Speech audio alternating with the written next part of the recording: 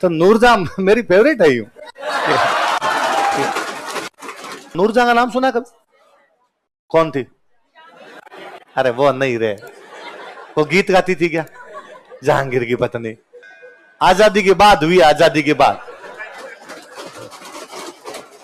तो तुम्हारे साथ गंभीर लोचे हैं, तुम्हें कोई एक नाम रटवा दिया जाए तुम्हारे वही याद रहता है। आजादी के टाइम अपने भारत की बहुत बड़ी सिंगर थी नूरजहां। आजादी के बाद वो चली गई पाकिस्तान। यदि आजादी के बाद वो पाकिस्तान नहीं जाती तो आप लता मंगेशकर का नाम तक नहीं जानते। नूरजहां इतनी बड़ी गायिका थी। जब तक नूरजहां हिंदुस्तान में थी तब तक लता जी से गीत नहीं गवाते थे। लता जी की आवाज बहुत बच्ची जैसी आवाज है, आप सुनना कभी। लता जी की आवाज तीखी है, वो तीखी पिच वाली आवाज है यूं। तो लता जी के लिए ऐसे कहते गुड़िया जैसी आवाज है। तो वो यूं जो होना चाहिए एक आवाज के अंदर फील जो होना चाहिए वो लता जी की आवाज में नहीं आता।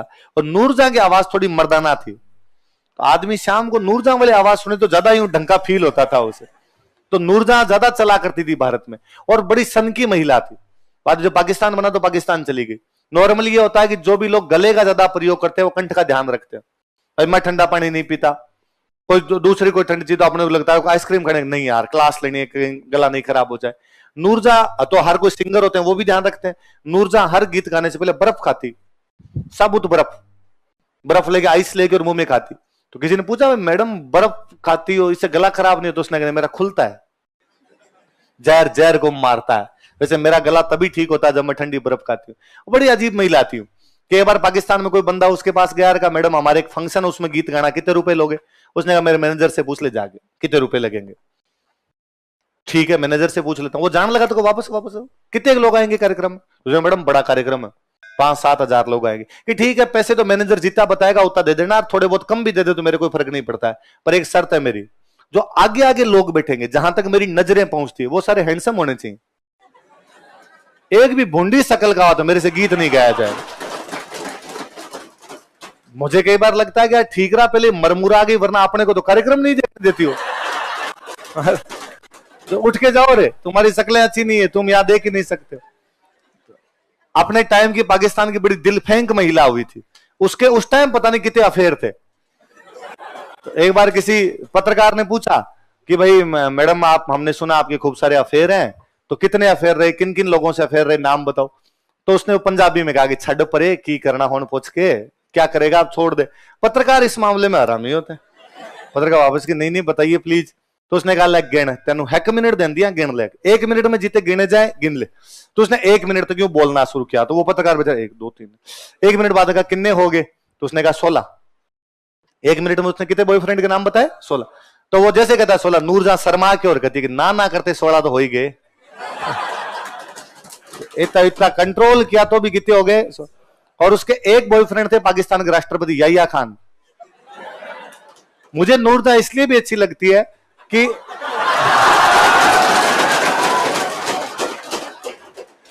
1971 वाला युद्ध है, 1971 में बांग्लादेश के अंदर हम लड़ रहे हैं, है ना, भारत पाकिस्तान के खिलाफ बांग्लादेश को आजाद करवाने के लिए लड़ रहा है। और पाकिस्तान की सेना को बेचारी को समझ नहीं आ रहा भाई भारत के खिलाफ लड़े हैं, सरेंडर करें, क्या करें क्या नहीं करें। तो पाकिस्तान का इधर जो सेनापति था, जो कमांडर था, उसका नाम था नियाजी। क्या नाम था? जनरल नियाजी। तो जनरल नियाजी को कहा कि भाई क्या करना, आगे डिसीजन क्या लेना। तो जनरल नियाजी ने कहा राष्ट्रपति से पूछो। और राष्ट्रपति हुआ करते याहिया खान, और याहिया खान पहले खुद जनरल रह चुके थे, तो फौज का आदमी था। तो शाम को फोन करवाया उधर बांग्लादेश, ढाका से कराची फोन गया, इस्लामाबाद फोन करवाया उधर कि भाई पता करो, याहिया खान से पूछो कि भाई युद्ध जारी रखना है, सरेंडर करना है, क्या करना है। तो कहा साहब याहिया खान को डिस्टर्ब नहीं कर सकते। क्यों? तो अभी याहिया खान के पास मैडम आए हुए हैं। मैडम यही थी। तो पाकिस्तान वालों को निर्देश ही नहीं मिला, कोई निर्देश नहीं मिला, तो पाकिस्तान सरेंडर कर गया। तो नियाजी ने बाद में सरेंडर कर दिया था। तो नियाजी ने जब पाकिस्तान में सरेंडर कर दिया था, यहाँ पे भारत के साथ 93,000 फौजी सरेंडर कर गए। दुनिया के इतिहास में ऐसी कभी घटना नहीं हुई कि इतने सारे फौजी एक साथ सरेंडर कर जाएंगे। 93,000 पाकिस्तान के फौजियों ने हाथ जोड़े, हथियार डाउन की और कहा काली गाय है, धूड़ खाई, आइंदा से नहीं खाएंगे, आजाद छोड़ो। 93,000 का सरेंडर करवाया था हमने। अपनी तरफ से साइन करवाने के लिए गए थे जगजीत सिंह अरोड़ा। कौन गए थे? जग्गी अरोड़ा साइन करवाने गए। उधर से नियाजी साइन करता है। तो नियाजी बाद में इतना अलोकप्रिय हुआ पाकिस्तान के अंदर कि लोगों ने, जो भी पाकिस्तान में नियाजी थे, उन्होंने नाम क्या कि नियाजी लगाना बंद कर दिया। पाकिस्तान में नियाजी मतलब गद्दार कि नाम क्या कि नियाजी नहीं लगाना है। इमरान खान नियाजी है, इमरान खान। इसलिए पाकिस्तान में आप सारे नेताओं के नाम के आगे सरनेम देखते हो, इमरान खान के आगे सरनेम नहीं है। शाहबाज शरीफ, शरीफ सरनेम है। बेनजीर भुट्टो, भुट्टो सरनेम है। आसिफ अली जरदारी, जरदारी सरनेम है। इमरान खान का सरनेम क्या है? इमरान खान नियाजी है। इसलिए बेचारा इस डर से नहीं लगाता कि जैसे मैंने लिखा इमरान खान नियाजी, पाकिस्तान वाले कहेंगे गद्दार है। तो नियाजियों की जितनी बुरी हालत हो गई थी, तो नियाजियों की बुरी हालत भी इस चक्कर में होगी क्योंकि नियाजी ने सरेंडर किया था। नियाजी इस चक्कर में सरेंडर कर गया, याया खान से डायरेक्शन नहीं मिला। याया खान से क्यों नहीं मिला? कि मैडम आए हुए थे। तो मैडम कौन थी? और वो हमेशा पाकिस्तान की सेना को कहता था कि वो अपने कमांडर्स को बुला के हमेशा कहता याया खान कि यार तेरे से अच्छा तो मैं मैडम नूरी को यदि जनरल बना दूं तो अच्छी फौज संभाल लेगी। तो नूरी की इतनी बातें मान लिया करता था, पर बाद में युद्ध ही हार गए। एक पाकिस्तान का बैट्समैन था, मैं नाम भूल गया, उसका बाद में हाथ टूटा था, वो भी नूरजहां के चक्कर में टूटा था। वो एक बार घर पे था और अचानक दूसरा आ गया तो कूदा था पहली मंजिल से।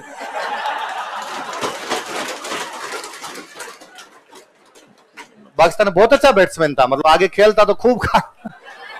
तो नूरजहां मेरी फेवरेट है। यूं पाकिस्तान वालों के कई कांड कर गई है महिला, अपने को फायदा हुआ भाई। अपनी जासूसी मान लो, आप ये मान लो कि भारत को फायदा पहुंचाने के लिए पाकिस्तान ने प्लांट की हुई थी। और मिस्त्री एक ऐसी प्रजाति है जिसको आप कितना भी समझा दो वो वही करता है जो उसको आता है ना। मतलब घरों में मैं देखता हूं, गांव में जब मकान बनाते हैं तो आजकल थोड़े बहुत लोगों के पास पैसे आगे नक्शे वक्शे बनवा के ले आते हैं, मैप आर्किटेक्ट से बनवा के ले। आर्किटेक्ट बताता है ये सीढ़ियां ऊपर से इधर से जाएगी, ये किचन इधर रखना है, ये रखना है, ये रखना है। फिर मिस्त्री को पूरा समझाते हैं कि देखिए ये सीढ़ियां इधर से जानी चाहिए। तब वो बैठा बैठा तब भी कहता है ना ना ना ना ना, इधर से नहीं जाती, सीढ़ियां बाहर से जाती है। अरे नहीं, हमारे अंदर से जानी चाहिए। और आर्किटेक्ट ने समझाया, और ये इतने फीट की रसोई होनी चाहिए, ये इसके पास में बाथरूम होना चाहिए। वापस कहता है अरे साहब रसोई के पास बाथरूम कौन करवाता है? ऐसे थोड़ी होता, साफ सफाई भी तो चीज होती है। आप वापस कहते हो नहीं नहीं ये वाला बाथरूम, हॉल वाला बाथरूम यहीं देना है, यहीं पे। आप जाते हो, जाने के बाद मिस्त्री अपने सारे मजदूरों को कहता है कि 16 साल का एक्सपीरियंस है, ये सिखाएंगे। और मेरे को ऐसे कागजों की आवश्यकता नहीं है। अभी तो तू गुणिया फेंक दूं तो सूत इधर नहीं जाए। उसके पास एक वो होता है नापने वाला है ना, गुणिया गुणिया बोलते हैं, तो उसको फेंकता है। वो वह सीध करनी है तो नापता नहीं है, गुणिया फेंकता है। इधर से इधर नहीं जाने दूं अभी तक। और ये कल के छोरे मुझे आगे सिखाएंगे क्या करना है क्या नहीं करना है। ये मुसलमान राजाओं के साथ ये बड़ी दिक्कत हुई। मुसलमान राजा किसी अपने उसको मिस्त्री को बुलाते और मिस्त्री बुला कहते देख भाई साहब ये बनाना ये बनाना ये बनाना और पूरा ऐसा होना चाहिए। उसने कहा साहब ठीक। फिर वो अपनी पंचायती थोड़ी बहुत कर ही जाता। दिल्ली में एक सुल्तान हुआ गयासुद्दीन तुगलक। कौन सुल्तान हुआ? उस गयासुद्दीन तुगलक का मकबरा है। गयासुद्दीन तुगलक ने कहा पूरा मुसलमान तरीके से बनना चाहिए, एक भी तुम्हारे वाला आ गया देख लेना। उसने साहब चिंता मत करो एकदम वैसा बनाऊंगा। तो नीचे बनाई गई एक झील। ये झील में मकान बनाना भी इस समय की मुस्लिम विशेषता थी। एक झील बनाई, उस झील में बनाया चबूतरा, झील के अंदर चबूतरा बना दिया। अब चबूतरे पे बनानी है बिल्डिंग, तो बाकायदा बिल्डिंग वैसे के वैसे, जैसे जो गेट बनाना है वो वैसा वैसा गेट बनाया गया। इसके ऊपर गुंबद खड़े करने हैं तो वैसा वैसे गुंबद खड़े किए गए। यहाँ पे साइड में मीनार खड़ी करनी, पूरा उसने जैसा बता के गया था वैसा वैसा किया। यहां जाते जाते बंदे के दिमाग में ही खुद की उसने ऊपर जाके बनाया कलश। पानी का कलश होता है कलश। उसने ऊपर जाके बनाया आमलक, आम की तरह एक आकृति बनाया करते, इसको क्या बोलते हैं? ये दोनों हिंदू विशेषता थी। अब हम पढ़ते हैं कि गयासुद्दीन तुगलक का मकबरा ऐसा मकबरा है जिसमें हिंदू और मुस्लिम दोनों विशेषताएं दिखाई देती है, क्योंकि उसके शीर्ष भाग पर कलश तथा आमलक बना दिए गए थे। मुझे लगता है तुगलक ने तो आगे कहा होगा अरे क्या किया रही, ये ऊपर क्या कर दिए, उठाओ हटाओ हटाओ हटाओ। उस मिस्त्री ने कहा सर एक मिनट पहले मजदूरों से पूछो अच्छे लग रहे हैं कि नहीं लग रहे हैं। और मजदूरों ने कहा साहब थो थो, ऐसे पहले हमने कभी नहीं बनाए, इतने अच्छे पहले कभी नहीं बने थे। कुछ चीजें आदमी इसलिए भी कर लेता है कि दूसरों को अच्छी लगती, आपको भले अच्छी लगे नहीं लगे। तो गयासुद्दीन तुगलक ने कहा अच्छा लग रहा है तो पड़े रहने दो आप। तो गयासुद्दीन तुगलक के मकबरे में हिंदू विशेषता भी आ गई। कौन सी आ गई? तो इंडो इस्लामिक में स्थापत्य कला की विशेषता का तो सबसे बड़ा कारण ही है कि या तो यहाँ की बिल्डिंग को तोड़ तोड़ के बनाया गया या यहाँ के मिस्त्रियों द्वारा बिल्डिंग बनाई गई, इसलिए उसमें इंडो विशेषता भी पाई जाती है। और कैसी पाई जाती है? इस्लाम।